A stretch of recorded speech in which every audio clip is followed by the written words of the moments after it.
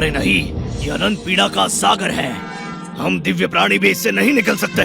चिंता मत गुरुकुल के आचार्य, आप तो साम्राज्य में सबसे शक्तिशाली है, तो हम जैसे जीवों पर अपना समय क्यों नष्ट कर रहे हैं? मैं अपनी ही इच्छा से यहाँ पर आया हूँ। मैं 10 वर्षों से तपस्या कर रहा था, परंतु ऊर्जा की शुद्धि नहीं कर पा रहा था, इसलिए मुझमें दिव्य परिवर्तन नहीं आया। ऊर्जा की शुद्धि, तपस्या? हम सब दिव्य प्राणी हैं, परंतु आप हमें सरलता से दबाए रखते हैं। आपको क्यों तपस्या करनी पड़ रही है? आप इतने शक्तिशाली हैं। आपने तो अनंत पीड़ा के सागर को भी इस छोटे से तालाब में बदल दिया।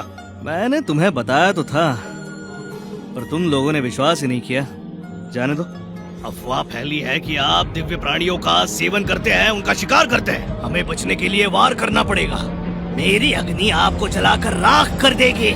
आचार्य, मृत्यु के लिए तैयार हो जाओ। ओह, अच्छा।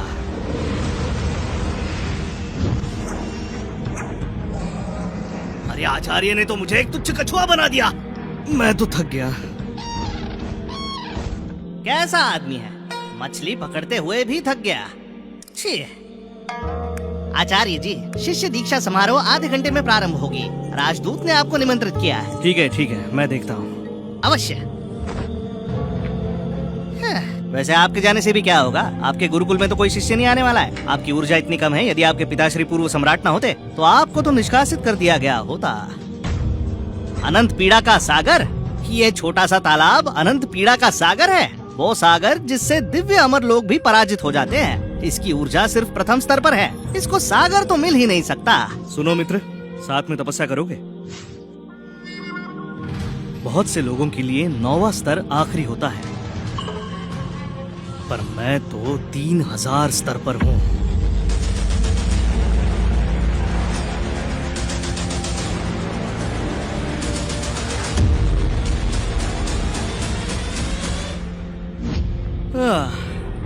बहुत लोग 9वें स्तर पर आकर ऊर्जा की मूल धारणा स्थापित करते हैं। स्वर्णिम स्तर पर आने के बाद महागुरु बन जाते हैं। योद्धा योगी का स्तर पाते ही आचार्य बन जाते हैं। आखिरी स्तर होता है दिव्य शक्ति का, इससे वो सम्राट के स्तर तक पहुंचते हैं। पर कोई दिव्य शक्ति वाला योद्धा भी मेरा बाल तक बांका नहीं कर सकता। यदि मुझे कोई शिष्य मिला तो मुझे उसे उपहार देना होगा। मैंने बहुत समय से मांस नहीं खाया। आशा करता हूँ जिस छोटी फिनिक्स को मैंने पाला वो अब बड़ी हो गई होगी।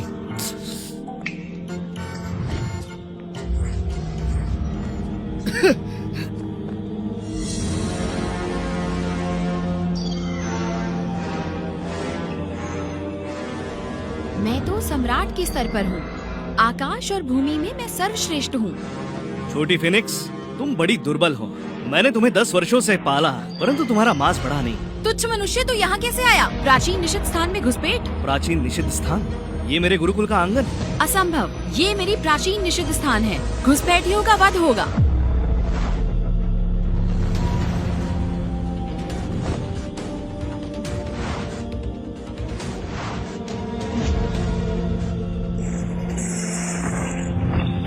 तुमसे निपटने के लिए केवल 2000 ऊर्जा ही पर्याप्त होगी।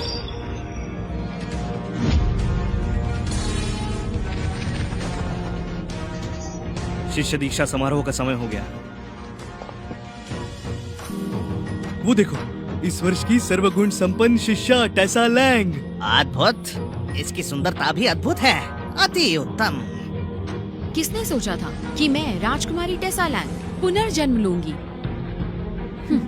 इस छोटे से साम्राज्य में कोई भी मेरा गुरु बनने के योग्य नहीं। सबको लगता है कि मैं इस समारोह की सबसे योग्य शिष्या हूँ, पर ये नहीं जानते कि ये मेरे गुणों का सिर्फ 10% है। जादूगरनी, मैं एक बड़ी राजकुमारी हूँ। जल्द ही मैं मनुष्य लोक में जाऊंगी। मेरी रक्षा करना, किसी को भी मेरे निकट मत आने देना। निश्चिंत रहिए, मेरे होते हुए कोई भी आपके निकट नहीं आएगा। टेसा लैंग, मैंने हजारों वर्षों से इसी की प्रतीक्षा की थी। मूर्ख कहीं की, क्या सोच के तुमने असुर लोक के जादू करने पर विश्वास किया? सौभाग्य से मुझे एक और अवसर मिला और मैंने पुनर्जन्म लिया। इस जन्म में मैं गुरुकुल जाऊंगी और 10 वर्षों तक तपस्या करूंगी, तब अवश्य उससे बदला लूंगी। बाप रे बाप, क्या होगा पता नहीं, क्या कह रही है वो पता नहीं। शांत, आगे का रास्ता कठिन होगा। योद्धा योगी का प्रशिक्षण शुरू करने से पहले आपको अपनी मनचाही विधि का चुनाव करना होगा। हमारे साम्राज्य के 5 गुरुकुल सब अलग अलग विधि सिखाते हैं। चुनाव के बाद बदलाव वर्जित है।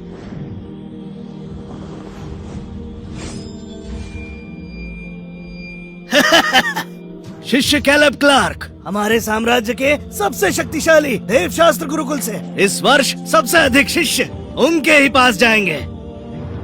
वो कौन है और साम्राज्य के राजदूत उसकी प्रशंसा क्यों कर रहे हैं? वो देवशास्त्र गुरुकुल के शिष्य हैं। कैलेब वो छोटे योद्धा योगी कहलाते हैं और वो इस पीढ़ी के सर्वोत्तम शिष्य हैं। उनके चाहने वाले देवशास्त्र गुरुकुल से लेकर पूरे साम्राज्य में फैले हैं। मैंने सुना है कि कैलेब अपने ही गुरुकुल के आचार्य के पुत्र हैं।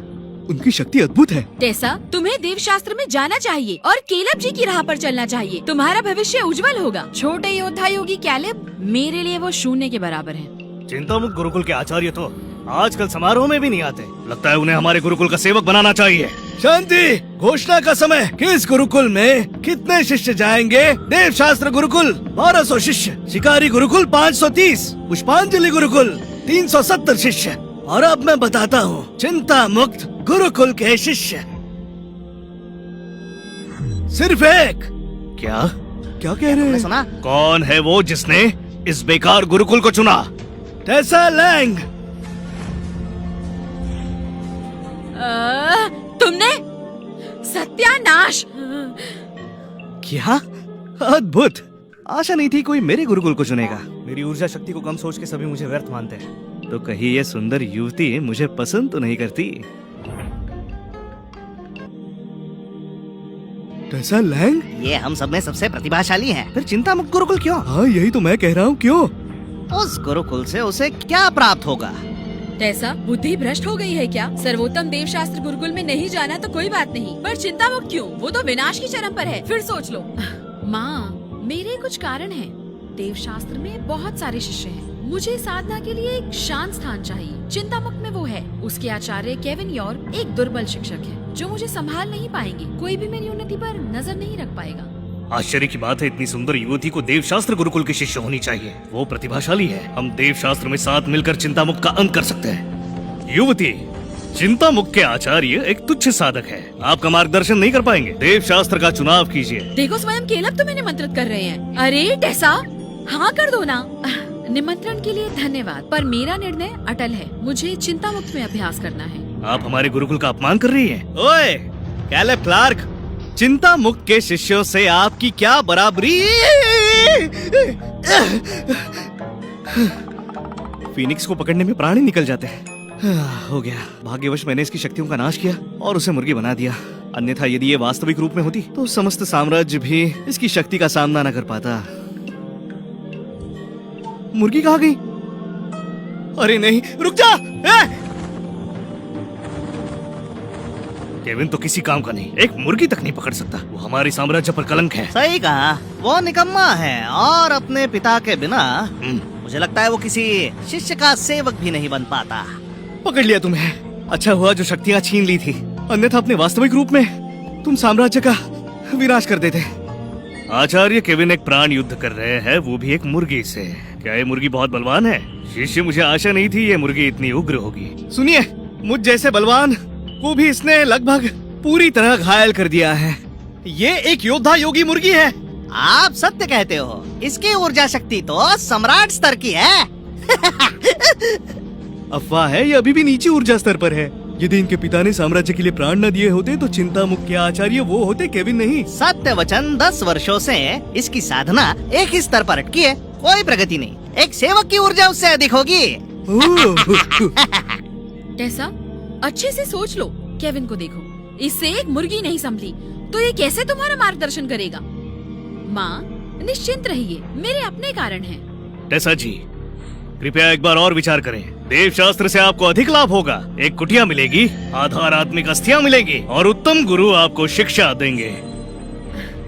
धन्यवाद, किंतु मैं स्वतंत्रता की आदी हूँ। चिंता मुक्त मेरे लिए उत्तम है। एक समय पर मैं चंद्रलोक की राजकुमारी थी, समस्त लोक पर राज करती थी, पर अब मुझे साधना के लिए स्थान चाहिए। मैं बिना मार्गदर्शन के ही सबसे अधिक ऊर्जा तक पहुंच जाऊंगी, परंतु यहाँ मार्गदर्शन के लिए कोई नहीं। यही आपका अंतिम निर्णय है? आप हमारे गुरुकुल का अपमान कर रही हैं। समस्त साम्राज्य में आपका रहना कठिन हो जाएगा। अरे छोड़ो भी। अ, अ, शिष्य, ये सब क्या है? चिंता मुक्त के शिष्य को धमकी? मैं मूल स्थापना के शिखर पर हूँ और आप केवल ऊर्जा की शुद्धि में लगे हैं। आप मेरा सामना कर पाएंगे आचार्य केविन?